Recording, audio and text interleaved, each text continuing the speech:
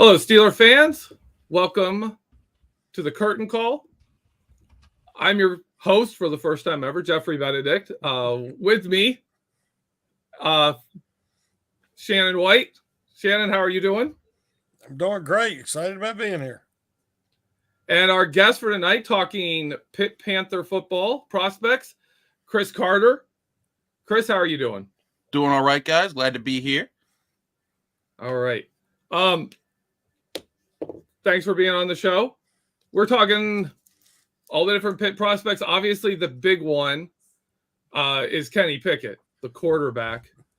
Can you tell us, what does Kenny Pickett bring to any NFL team he goes to that separates him from the other draft prospects, other quarterbacks in this class? Well, one thing I've said for a while, Kenny Pickett as a quarterback, if you were to pick one quarterback who was the most accurate and the best at reading the field in this group, I would say that is who Kenny Pickett is. He's not a quarterback that's going to do everything on the field, but he's going to be smart. He's going to process what you're doing, and he's going to make, well judged decisions that he studied out. By all indications, too, in my time covering him with the Pitt Panthers, he's a heck of a leader. He's a guy that people get behind. He's a guy that inspires other people to change up. I can tell you when Pitt lost to Western Michigan early last season, it was a very disappointing loss, and it was one that was kind of it was like the upset that that normally derails Pitt's season. But the day after that, Kenny Pickett called a team meeting with all the players, and he said, "This isn't going to happen again this year. We're not letting this happen again. This is our year. We're going to go win the ACC, and we got to all step up, me included, on how we want to make sure that we accomplish that goal." And from that point on, every week when we talked to players, offense or defense, they talked about that meeting. They talked about how they would look back at that game every week, making sure they're not going to make the same mistakes over and over again. And lo and behold, Pitt had their first ever 11-win season since 1981. It was their first ever ACC championship since joining the conference in 2013. And they accomplished the goal that they set out to do. And a lot of that is attributed to not just Kenny Pickett's play on the field, but his leadership off of it. And that's the thing that I think a lot of people are impressed by. You get him. He never overly felt himself. Every step of the way, he was on pace, and he did break Deshaun Watson's ACC touchdown pass record this past season. But each week that you talk to him, even after they won the ACC championship game, there was a sense of, I'm not going to focus on this too long. He believes in the 24-hour rule, where as soon as 24 hours are over from the end of the last game, you are done with talking about it. You're focused on your next opponent and what you got to do next. That man lived and breathed by that philosophy. And if you want a guy who takes it seriously, who approaches things as a professional coming out of college, he's going to be your guy in that field. And so, yes, there's guys that have stronger arms. There's guys that are faster. There's guys that are bigger. But Kenny Pickett is a baller, and he's a leader, and he's a guy that you want on your team. And that's where I think that he separates himself from the others. But I understand that there's reasons why you might draw back on him. You might look at, well, he's 24 years old compared to other guys who might be 21 years old. And those 3 years, those are 3 years that you can't have him in the pros. His arm strength isn't the best of this class. He's a guy that he can fit the ball into tight windows about 20, 25 yards out. But when you start getting past 30 yards, he starts to put a little bit more air under the ball, and people are wondering, can that work in the NFL as a starting quarterback if you want to be a star in this league, if you want to be a guy that's worthy of a first-round pick? People ask those questions. We're going to see how it goes. But I know that he's impressed a lot of people with his leadership skills, with his professionalism, with his production. There's things he still needs to sharpen up. He's not perfectly, engineered as a quarterback, but he's a guy that's going to come in. He's going to learn your system as well as he can, and he's going to operate it and play within that system while fighting to make the tough plays for you. Sure. I was wondering what your opinion was about, to me, Pickett I think he would really thrive in a warmer climate or a dome stadium. I'm not as concerned about hand size, but when in the cold, really cold weather, the football gets harder, a little harder to grip. And we talking about his arm strength past 25 yards, let's say. The super windy conditions of the AFC North, those are my two main concerns with him being a good fit for the Steelers. But looking back, the last prime Pitt quarterback, they had, they passed on Dan Marino. That they've never been able to get past that. I'm shaken by that to this day because I think they'd have at least 2 more Super Bowls on the docket had they have picked Marino. So if they skip Pickett, are we going to see? I agree with you. The age thing, he should be more, pro ready to step right in because he is older. So they can be looked at in 2 different ways, a positive or a negative. But are we going to see a repeat of the Marino situation if the Steelers pass on Pickett and then he turns out to be, even better than what a lot of people are expecting him to be an above average quarterback?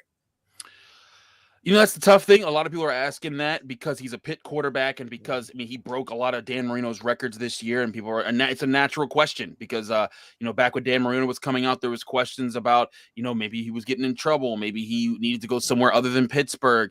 There are a lot of those questions. I'd say before I get to that, I do want to say, I do think that he'd be fine in a cold weather. He played in a cold weather city for 5 years with Pitt. He played at Heinz Field and he has some amazing highlights in some not favorable conditions. If you go back and look at his game against UNC, he threw a game-winning overtime touchdown pass through the cold rain in that game, and he did fine there. The hand size to me, I think, is overstated. I think it's maybe a concern with fumbles. Maybe I don't think it's that big of a deal. My biggest thing is his ability to get the ball on a line down if you have a bomb 40 yards down the field and make it so that there's not as much time for safeties to react if they're beat by a wide receiver. That would be my biggest concern for Kenny Pickett. And I don't think that's as much of a hand size thing as much as this. I'm not sure if he has that cannon in him. Kenny Pickett's always been the all-around guy. Like, he's the guy that he's not the fastest, but he's mobile. He doesn't have the biggest cannon, but he can throw. He's not the tallest, but he can see over the line.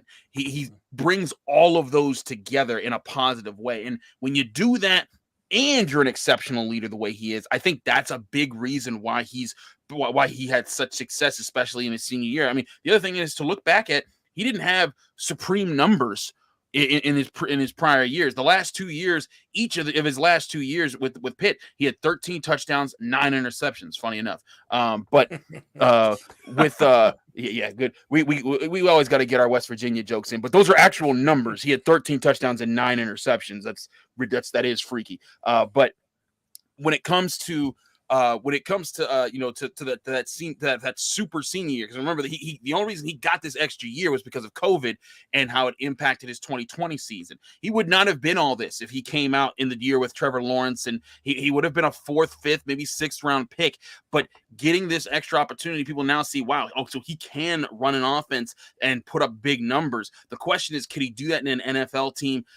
I think he'd be fine in any environment that he plays. To me, the biggest thing is that you would need a team that be built around the way that he plays. I think the Saints would be a great fit. They have run those short passing schemes around Drew Brees for years. They run the ball well. They play really good defense. You put him on a roster like that, I think that's what helps him be a more effective quarterback. Whereas he's not gonna light you up for 50 touchdowns in a season in the NFL, but he's going to be efficient. He's going to be annoying to defenses because he will pick at their weaknesses. And as he gets better in the NFL, I could see that being, if he's able to stay consistent there, I could see that being his biggest factor. And because, again, he has all those all-around skills, he's not going to be someone you can just pigeonhole and say, well, he's not going to try to scramble, or he's not going to try to throw deep, or he's not going to try to hit this route, because he does all the things. Okay, this is one thing I've struggled with looking at Kenny Pickett, and that is Pitt had such an explosion of offense this past season. And obviously, Kenny Pickett's right in the middle of that, right? He's the most important position in the middle of an offense that just absolutely skyrocketed. Yeah. From what it had been, even in the past few, 4 or 5 seasons. How do you look at a quarterback in that situation who personally had a great season in the midst of an offense that had a great season? How do you evaluate that out and say, how much of this is Kenny Pickett? How much of it is development of Jordan Addison? How much of it is coaching or any offensive scheme changes? What can you talk to other factors that were a part of Pitt's offensive explosion in 2021, and how much of that can be on Pickett, and how much do we have to say, well, he had this situation that went well for him too? If I remember correctly, before his junior year, he had already had 2 offensive coordinators, I believe, going into that season. And then Mark Whipple was hired. Mark Whipple was his 3rd offensive coordinator. And his first 2 years with Whipple, they developed a really good relationship, but there were still some things to iron out. There were also some injuries. I can tell you in 2020, Pitt was actually performing pretty well. They had these back-to-back 1-point losses that really hurt them. And after that, Kenny Pickett suffered an injury that took him out for a few weeks, and then they suffered some really bad losses. And had they not suffered those losses, they would have been one of the better teams in the ACC. And I think they would have competed a lot better in some of those games, maybe even won them. I think a lot of it has been poor timing, bad luck, but also adjusting to an offense. But by that 3rd year, there was no questioning what Mark Whipple was doing. Like they knew what it needed to be done. I will also say that Pitt's receiving core boosted it this year, not that year. Not just Jordan Addison, but the whole group. I mean, in 2020, I think they had the most drops in college football, and Kenny Pickett was throwing some good passes that were just falling down to the ground. And in 2021, those went away. And you saw them hauling in more passes, and not just hauling them in, but then taking them for extra yards. They became a more complete group around Kenny Pickett. And it's a mix of all those factors. It's not just Kenny Pickett just was Superman, even though Pitt's offense for the first, I'd say, month and a half of the season was just, Kenny, you got to go be Superman. They didn't have a run game that was consistent. They would just say, Kenny Pickett, go out there and sling the ball on these guys, and he would go do it. So if you're asking to see, like, how to evaluate it, I always say go look at the coaches that they've had. Pat Narduzzi's been there, but go look at how many different offensive coordinators have been through Pitt during Kenny Pickett's time. How long did it take for him to adjust to Whipple's offense? And then what are all the factors as far as, how the receivers were playing around him, how the running game existed?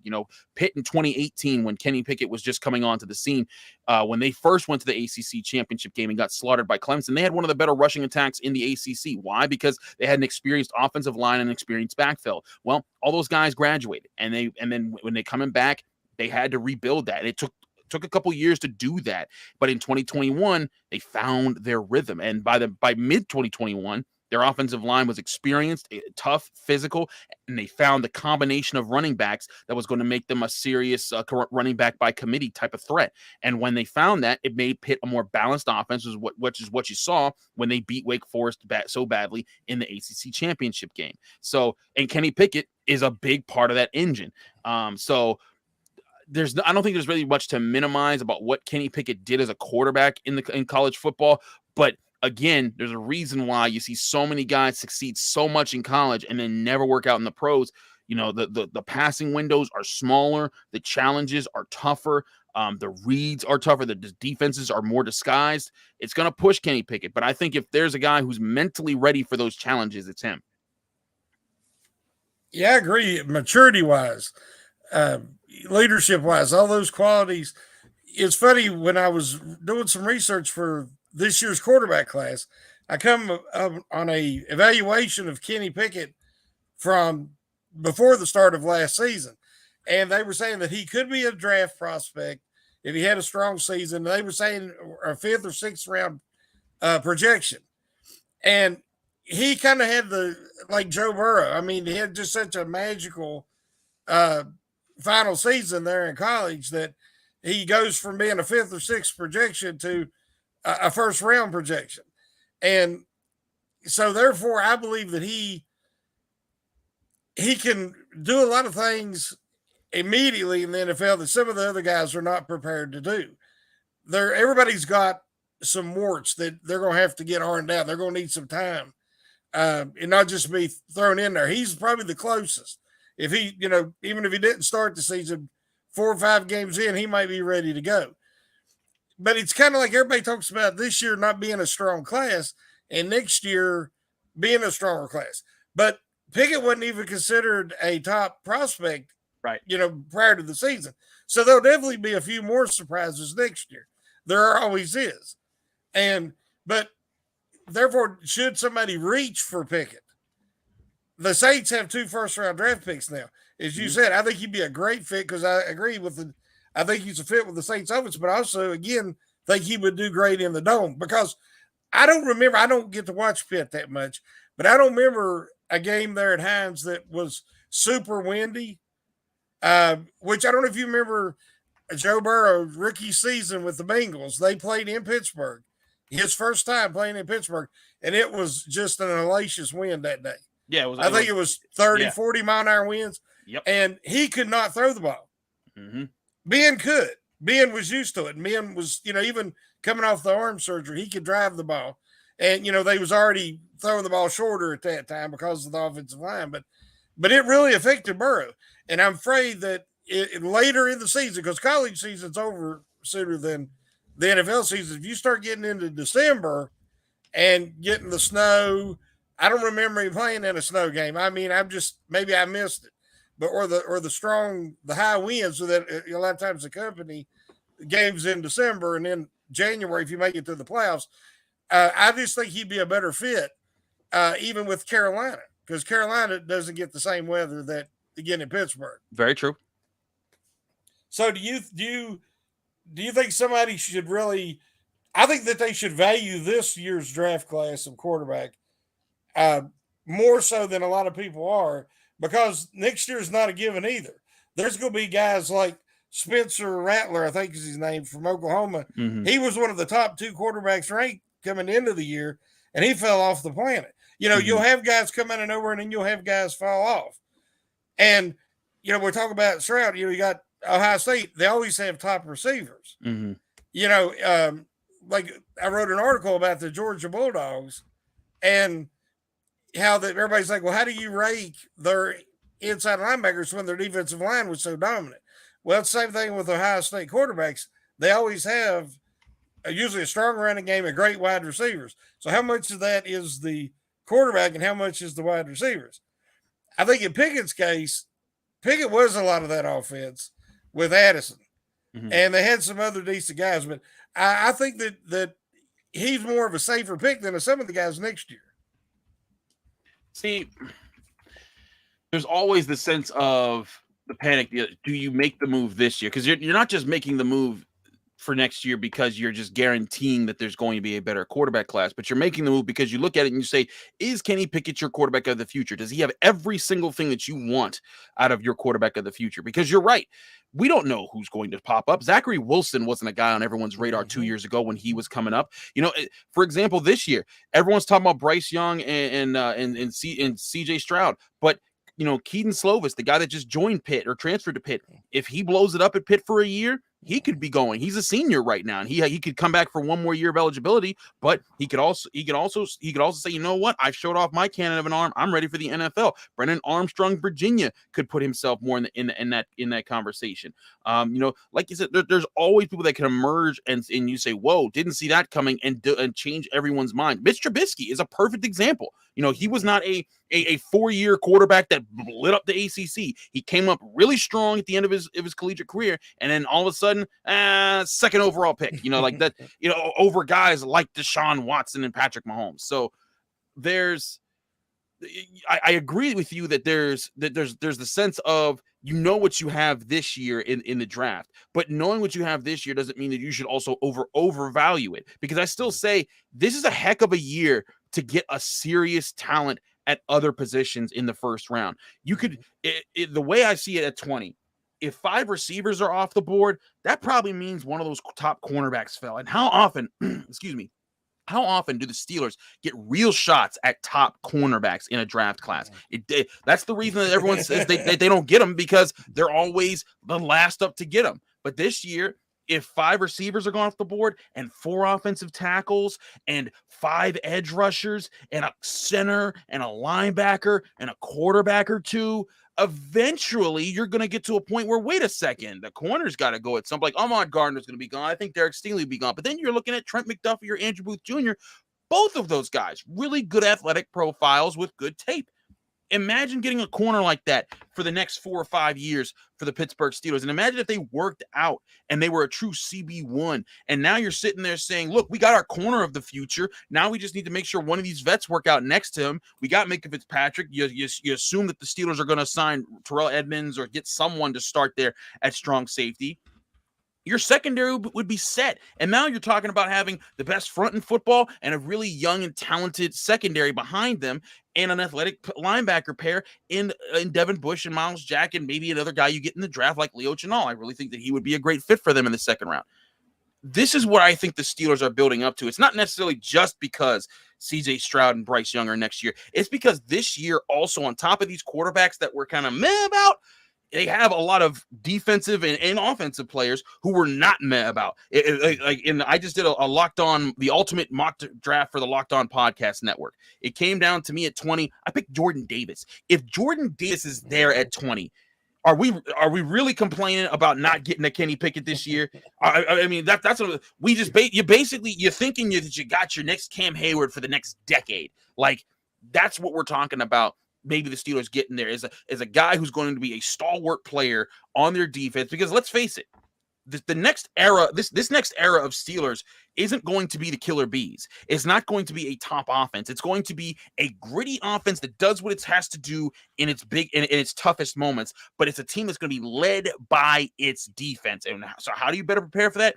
Beef up that defense, keep it young, keep playmakers coming through it, and make an offense that's like the 2008 Steelers when they last won the Super Bowl, is sometimey, but when it comes down to the nitty-gritty, it's like, hey, we just need you guys to get maybe 8 or 10 points. That's all we need from y'all, and this defense can win the rest of the way. And I know that the NFL is different from back then, but still, I think that there's a model for that. You look at the 49ers and how they've gotten to 2 of the last 3 NFC championship games with Jimmy Garoppolo and a better defense and a running game.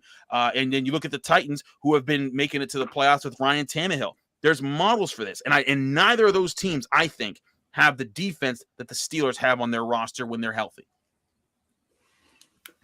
Think what you're saying there. One of the things I bring up to people about, we need to get a quarterback is Steelers didn't have a great quarterback situation in 2003. They got Ben Roethlisberger the next year, 2003. They got Troy Polamalu. Mm-hmm. You could have Ben Roethlisberger. Great example. If you had somehow drafted Ben Roethlisberger instead of Troy Polamalu in 2003 in some mythical world, are you better for that? Like, you want to take the best player because of that. If there's a Jordan Davis there, and you can completely just have a dominant defensive front, then yeah, you can wait till next year. You can get a quarterback then. I have one last question on the quarterback position. I know there are some other prospects to get to. Kenny Pickett's age is viewed as a knock. And this is one of my kind of questions nowadays is quarterbacks are playing so much longer. True. Right? Ben Roethlisberger just played till he was 39. And at the same time, we're seeing these young guys that have all the talent but are raw, they're not sitting, right? Like Trubisky, Mitchell Trubisky is a great example of that. He was that guy. And they're like, no, you're still going to play. Quarterbacks, even when they draft him, they're like, oh, they're going to sit. Anymore, by the end of the season, they're all in. Tua was in. Jalen Hurts is playing. They're all end up playing before that end of that first season. So to me, I would ask, do you think with the recent, career lengthening, with the way the NFL has changed the rules and protected quarterbacks, all the different factors that go into that, is it actually a negative for Kenny Pickett to be an older quarterback who's more polished when these quarterbacks who maybe need a little more polish are going to have to get it in live fire? They're going to have to get it while playing. Is that really a negative for Kenny Pickett, or is that actually a positive? I think that's a good question, because you're applying some good context there with, you're right. The NFL is becoming more protective of its players and guys are lasting longer. Just look at Tom Brady. Heck, Ben Roethlisberger. I mean, Geoffrey, you and I used to have talked for years. Back in 2013, nobody thought Ben Roethlisberger would be playing in 2021. Everyone thought, he got about 2 more years in him with the way he plays. But then the Steelers shaped up the way he plays. He threw quicker passes. He protected his body a lot more. He became one of the less hit quarterbacks in the NFL. And then all of a sudden, he added 8 more years onto his career when we thought there was maybe 2 or 3 at best. So you're right. There's that context there. But I also say, in comparison to that, you know what? If if you like, I hear you on that, but if you look at the other ages and you still see like, yeah, they may be less polished per se, but how polished can you get that guy in a year compared to the 3 years that have already been there for Kenny Pickett? Look at Patrick Mahomes. The Chiefs were perfectly fine with sitting him for a year, and then when he came up the next year, he was ready, he was good to go, and he had the polish, and he was young, and then they were able to sign him to a super long deal. So I feel you on that. But I think that these teams, they also want to make sure they have control of these guys in their mid-20s. They want a guy who, when that contract is up, he's 24, 25 years old, 26 at the most, and you're saying, hey, we're signing you to a deal that's going to keep you around until your early to mid-30s. And that's how we're going. That's how we're going to progress with you. So we will get your athletic prime here, and if it's great after that, great, we'll keep up with you. But I think that's still the direction that they're going. I feel you that the guys could last longer, but it expands the lifespan, but it still doesn't change the race to get the quarterback who still will then, those 21-year-old quarterbacks, they'll also have longer lifespans in the NFL because they are still 3 years younger. But I get what you're thinking there, Geoffrey. Let me real quick jump in. We got a super chat here. Okay. Felicia Ballard gives us $5. Thank you for that. Says, wow, the great Chris Carter. Glad to have you. Can't wait for your show later. I love the show, Shannon and Geoffrey. Great job. Thank you, Felicia. I'm also a huge fan of all the things Chris Carter does. I listen to podcasts all the time. If people listening don't know, Chris, you got your start here at Behind the Steel Curtain. Yes, I did. Went on. You've done a lot of great things since, and we'll get to that eventually, where you can see Chris outside of this show tonight. But yeah, it's absolutely fantastic to have you. It's always a treat. And in my opinion, you're one of the best in the business. That's appreciated, man. Pittsburgh and beyond. That means a lot. Thank you. Yeah. Shannon, you got a question? No, you said that was going to be the last one on the quarterback. So who do you think is the next prospect that's going to come off the board for the Panthers? Oh, it's absolutely Damari Mathis. Let me tell you, man, I knew Damari was tough, but like his 4.39 40-yard dash, so I was like, there you go. That shows me the athleticism. But when I was there for Pitt's Pro Day, and this young man jumped up 43.5 inches on the vertical leap, whoo, I was like, okay, he got the bunnies, he got the hops. Then he goes and puts up over 100 on the broad jump, and then I looked at that and I was like trying to do some computations on my phone, like live, and I'm like, I went to one of Pitt's guys, RJ. RJ is one of the great guys that works in Pitt Sports Information Department. And I said, RJ, I'm looking at these numbers. These are better than anyone at the combine. He's like, Chris, I got other things to worry about, man. But at the same time, I'm like, RJ, I think he's like breaking stuff right here. And sure enough, I went and checked it. His vertical leap would have been the best of anybody at the combine. His broad jump would have beat any cornerback at the combine.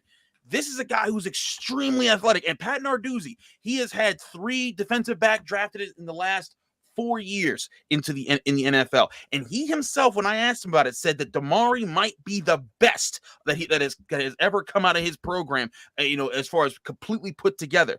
Mathis, with this, when he is drafted, because he will be drafted now, he will be the 4th Pitt cornerback out of the defensive back, because you also have to factor in DeMar Hamlin as a safety, but he'll be the 4th Pitt defensive back who's been selected in the last 5 NFL draft classes. And you saw Jason Pinnock, similar profile, not a super playmaker, doesn't have all the highlights, but a good player. And then he put up a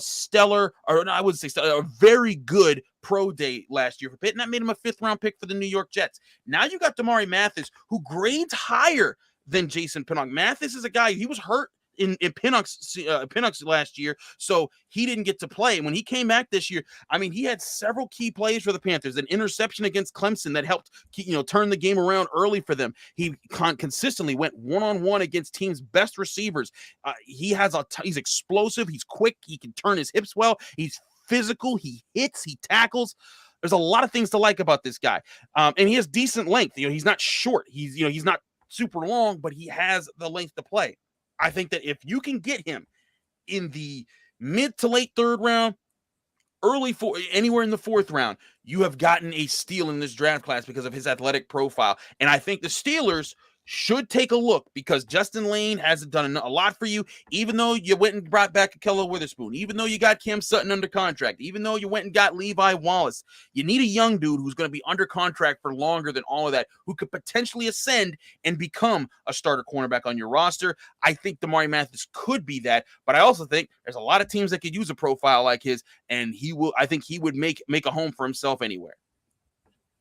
Yeah, you're preaching to the choir here. I've been a huge fan of his since that. I had no idea. I hadn't looked at anything on him, and he put that up on his pro day, and you were talking about it on Twitter, and I was like, who the heck is this guy? Mm-hmm. Started looking at him, and I'm like, holy crap. Like, this guy, this guy's straight up balls. I showed a clip because Pitt safety coach Corey Saunders, great coach, by the way, he posted a clip of Damari Mathis from the all 22 angle, because not all colleges give us their all 22s. But he posted a good all 22 clip of that Clemson interception, and you can just see how he physically dominates his man, forces him to the sideline, and when the ball's up in the air, high points it, snatches it. It's the perfect textbook play. And Corey Saunders said, this is the textbook play that I'm going to show to my players for years. And that's the stuff that you were able to put on tape. I shared that with Trevor, who hosts the Stock Exchange podcast, or the Draft Stock Exchange on the NFL Draft. You can find him, Tampa Bay Trey, on Twitter.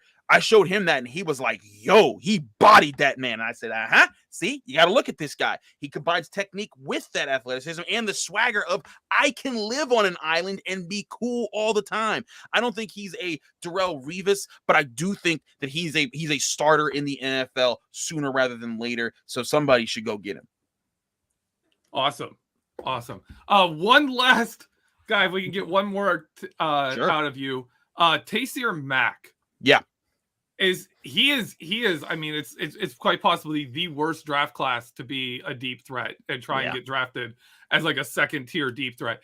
How much do you think his time, the time he lost this season hurt him? And do you think he is a potential steal in this draft? I mean, I think he's a steal if you're getting him late in the draft process, or you get him as an undrafted free agent. I think it was devastating to see what happened to Taysir. This is a guy who in 2019 caught the game-winning pass from Kenny Pickett in a bowl game. I think it was Pitt's first bowl win under Pat Narduzzi. And, and at the time he was looking like the number one dude, but then COVID hit. And then that slowed him up in 2020. And then he had an injury in 2020, and that took him out. So his 2021 was his bounce back year, and he was bouncing back. He was running the sharp routes. He wasn't dropping big passes. He was making big plays. Him and Jordan Addison were a feared duo. And then you had Jared Wayne being physical out there for Pitt. And then he suffered a tragic injury. And it really stinks for Taysir, because he lost a family member, leading into the season, that really hurt him. And he was playing for them, and he was doing such a great job. I really hope that there's some team that he gets a shot out there. I will say this. There was a Los Angeles Chargers scout who came to some early Pitt practices this year and was watching over those receivers. Now, he might have been looking at Jordan, but former Pitt wide receiver coach Chris Beatty is currently the wide receivers coach out with Los Angeles. I believe he still is, unless he's moved. But that would have been a quick move because he just got there a year ago. But that to me, I made a mental note. I was like, Taysir Mack, maybe an undrafted guy, 7th round pick guy that these guys pick up and say, hey, maybe we just plop him in with Mike Williams and Keenan Allen, all those guys over there. There could be something there. I do think Taysir Mack deserves a shot. I think if he could stay healthy, he could be a threat for teams. I don't know if he's going to get that chance, because injuries do, team when you get injured, teams, they're not trying to take too many risks on you, unless you're like Jamison Williams or Ohabo or guys like that. But I do feel for Taysir. I thought he was on a run this year to show everyone that he was still that guy. Geoffrey, I believe you're muted. Sorry about that. All good. It happens. That's the best of us. Thanks for being on the show. Thanks for coming on. Before you go, let everyone know all the different places they can hear and see your work.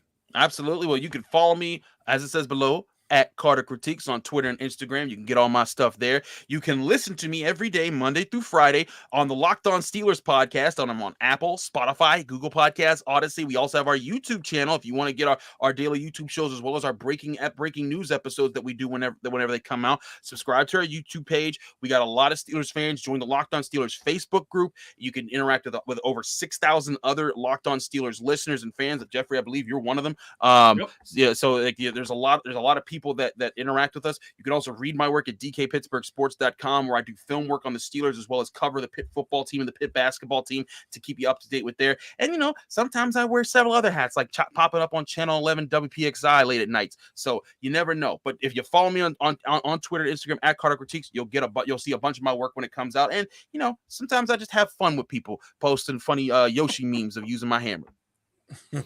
All right, Chris, thanks for being on. Thanks for coming. Thank you. Thank you, fellas. Thanks, man. All right. Bye. All right, Shannon. Of all the Pitt prospects, obviously the one people talk the most about is Kenny Pickett. As we talked, there were a few other guys, but they're later rounds. They're mid to late round picks. Kenny Pickett as a Pittsburgh Steeler, do you think that's a realistic scenario, and how do you think he would fit? We talked something about it last week. I don't want to see the Steelers pull the trigger on a quarterback unless there's somebody they just are really enamored with. Because as Chris has said, and we talked about last week, this is such an opportunity to get a special player in that first round, or even trade back maybe to the later in the first round and maybe pick up another second round, because it's such a strong draft in those first 3 rounds. So I still believe Pickett would be a better option for somebody like the Saints or the Panthers, somebody who's more of a warmer climate, because I haven't seen enough of him in the wind and the snow to feel comfortable. If they pass on him, then you have the whole, could it be another Dan Marino nightmare if the Steelers go a good while trying to find their next franchise guy? But I will not put Pickett in the same class as Dan Marino. So I would still rather see a White or Jordan Davis, a guy like that in that first round, if at all possible. I think that's more realistic. I agree with you. I absolutely agree with you. Even though, to me, like if you look at what Ben Roethlisberger brought later in his career, Kenny Pickett, in my opinion, in this class would be the smoothest transition. Mm-hmm. If they were keeping that style offense, or even with what Matt Canada was running, Ben Roethlisberger was running a lot of it. I think he would be, the right now quarterback. The guy, if you have an offense, especially with what we have, Deontay Johnson, Chase Claypool, we got some good receivers. Say you add another receiver to that, you've got Najee Harris, you've got Pat Freiermuth. He would be the quarterback. If you were saying we want a guy to come in and start right away, it would absolutely be Kenny Pickett for me, right? I don't think you. Yeah, but I don't think they would have. Yeah, I don't think they'd have picked up Trubisky if they felt that way, or that was the plan. Yeah, I'd say I agree with you there. All right, we're gonna wrap up our show here. Shannon, before we go, let people know where they can read your work, what you got coming out. Well, my next article maybe be posted tomorrow. I'm not sure. Is about a late round sleeper, a guy who could be a project for the Steelers at a position that a lot of people are not talking about, which is backup running back, where it's not a huge need, but Harris needs somebody that's going to be able to spell him, somebody that can come in without a huge drop off, or heaven forbid Harris goes out with an injury. You need somebody who can come in and with a similar to keep things running as smoothly as possible.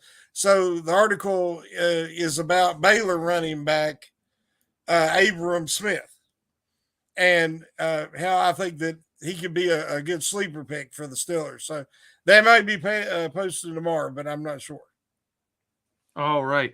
I have a Vertex coming out with Dave Schofield tomorrow on Dan Moore Jr., his play, and specifically looking at the game where PFF famously gave him a 0 pass blocking grade, the worst game ever played by an offensive lineman. We look at that, at least according to PFF, right? And the crux, it's a big game to me because it's the crux of their argument about Myles Garrett being better than TJ Watt. It's almost entirely based on the Steelers and Browns playing each other, right? And that's laughable to me, but check it out. See how Dan Moore Jr. actually did. I show all the worst plays from it and some better plays. So check that out. See what he has. I think it's a great way to look at a player and see where he has to grow and the potential he already brings inside of that. Even as he's getting beat, what was he showing as he was having one of his worst games, right? So check that out. As always, check out all the podcasts on the Behind the Steel Curtain family of podcasts. We've got shows coming out every day, every evening. Articles at the website behindthesteelcurtain.com. This is how you stay up with everything this offseason. It really is your one-stop shop for all things Pittsburgh Steelers. Thank you for being here with us. Thank you for our show. Again, thanks to Chris Carter. He's a Behind the Steel Curtain legend who's gone on, and man, like, he started out as a young guy doing stuff here, podcasts and film room stuff like I do, and now he sits in the press box at Steeler games and he has access to the facility. And fantastic. I love it. I think it's great. And he's always been a huge supporter of us. At any time we want him to come on, he always does his best to make time for us. And he's a very, very busy person. So massive props. Definitely check him out. Carter Critiques on Twitter. Check out the Locked On Steelers podcast. It's a great one. And the Facebook, he brought up the Locked On Steelers Facebook group. I am a member of that. I go on there to yap at people too. So check all of that out. Check out Behind the Steel Curtain. Other than that, hey, have a great week, and let's go Steelers.